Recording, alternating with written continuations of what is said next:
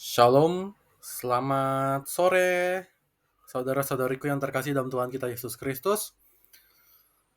Pada sore hari ini, saya kembali memaparkan pemahaman saya tentang bacaan harian kitab suci sudah yang sudah dipersiapkan dalam kalender liturgi Gereja Katolik.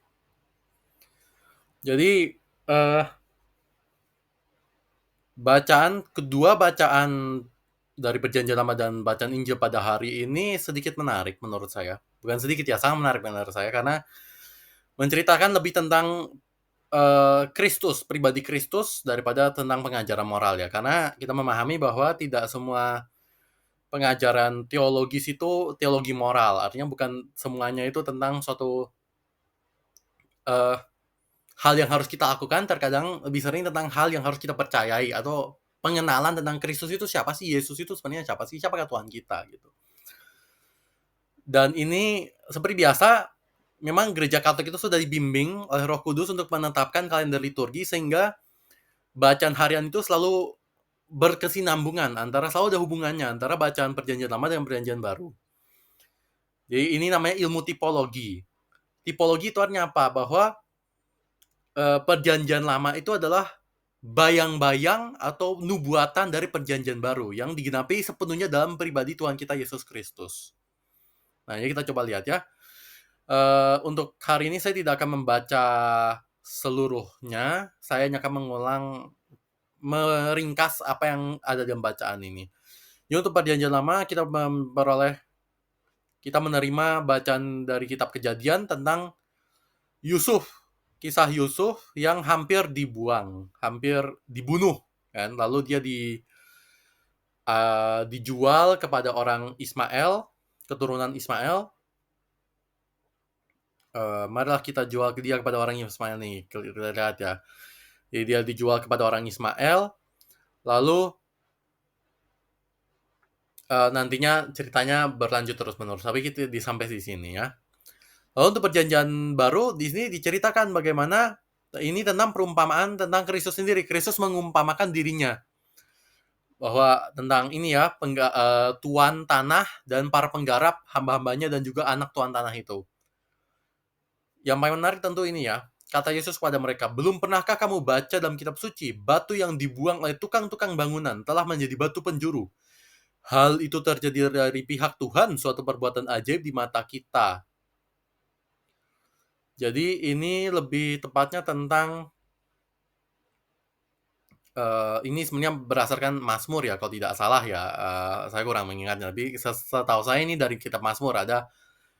Karena dalam saya pernah mendengar Mazmur tanggapan yang ayat Mazmurnya ini juga, batu yang dibuang oleh tukang-tukang bangunan telah menjadi batu penjuru. Hal itu terjadi dari pihak Tuhan, suatu perbuatan ajaib di mata kita.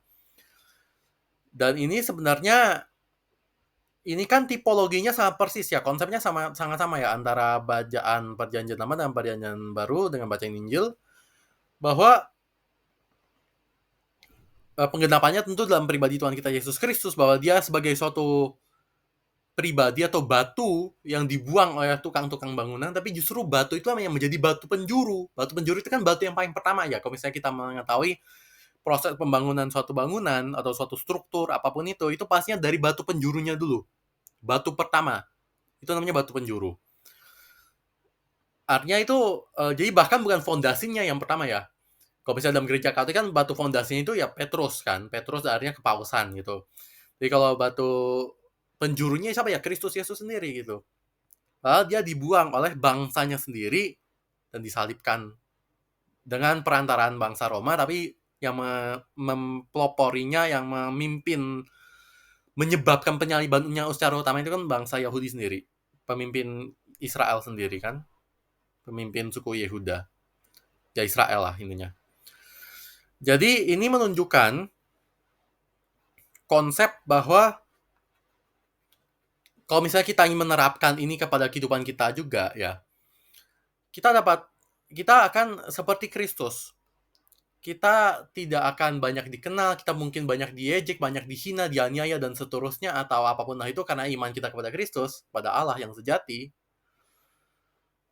Itu mungkin awalnya kita itu sebagai dia batu yang dibuang gitu ya.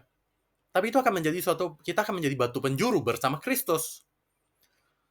Karena saat kita menjadi seorang Katolik, kita menjadi pengikut Kristus, seorang Kristen, kita akan bersatu dengan Kristus dan akhirnya kita berpartisipasi dalam kehidupan Kristus, dalam cara kita masing-masing. Artinya dalam cara kita masing-masing, kita pun juga menjadi batu penjuru, menjadi suatu dasar, menjadi suatu patokan pertama bagi banyak orang lain yang nantinya mungkin akan melihat contoh kita, oh ya, inilah contoh yang baik. Kok bisa dia bisa melakukan hal yang baik? Oh, itu karena dia mengikuti Kristus, mungkin kita like-lah kita mengikuti Kristus pula. Artinya apa? Memang kita tidak boleh melakukan hal-hal baik supaya kita dipuji. Enggak, itu tidak boleh. Tapi kalau misalnya kita melakukan hal-hal baik untuk memuliakan Kristus, untuk mengarahkan, menunjukkan kemuliaan Kristus, kemuliaan Allah kepada manusia, kepada orang-orang lain, itu adalah hal yang harus kita lakukan. Itu hal yang wajib kita lakukan dengan melaksanakan berbagai macam keutamaan, dengan melaksanakan berbagai macam pekerjaan baik, dan hal yang paling utama adalah pewartaan Injil. Pewartaan Kristus. Baik dalam tindakan, itu tindakan karya kasih, ataupun dengan perkataan. Ya, seperti yang saya lakukan saat ini. Jadi, ini adalah pesan pengharapan sebenarnya. Ini adalah pengharapan.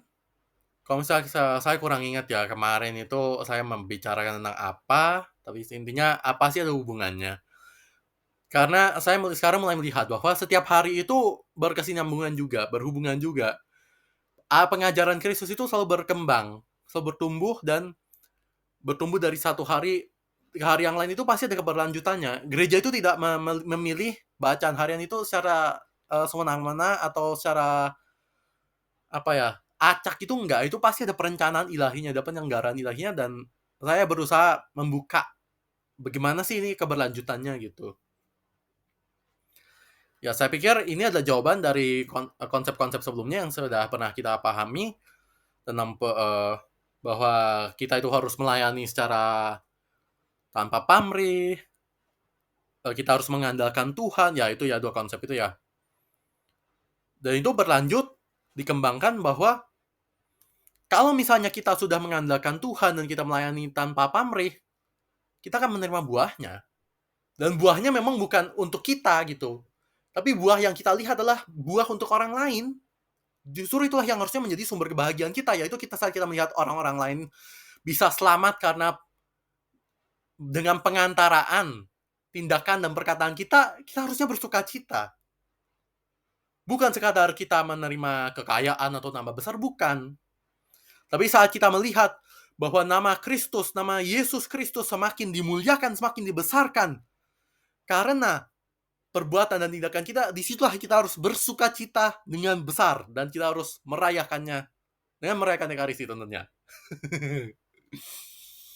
Ya, boleh kita merayakan yang lain, tapi utamanya dengan merayakan Ekaristi, kita mengucapkan syukur kepada Tuhan bahwa, oh, Tuhan Yesus, terima kasih karena dengan rahmat-Mu, aku bisa menjadi berguna bagimu dan bagi orang-orang banyak.